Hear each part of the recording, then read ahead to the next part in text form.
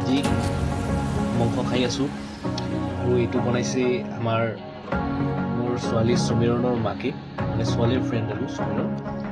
চ' guys যিখিনি চালে এইখিনি হ'ল AI আৰু এতিয়া ৰিয়েলটো চাওক।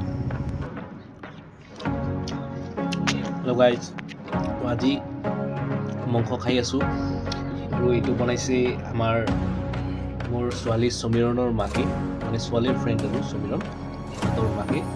তো খুব ধুনীয়া হৈছে গাইজ, খাই কিনে মজা লৈ আছোঁ। বেছি খুবেই দুখ, এইবিলাকতো খাব নোৱাৰে, এই লৈ আছে আৰু তো খুবেই দুখজনক বিষয়, এইবিলাক খাবই নোৱাৰে। আৰু গাইজ এখেতৰ ফটো মই যোনে ক্ল'জ আছে এখেতে চাইছে, আপোনালোকক দেখুৱাম বাৰু, ঠিক আছে। খুব দুষ্ট এই বেছি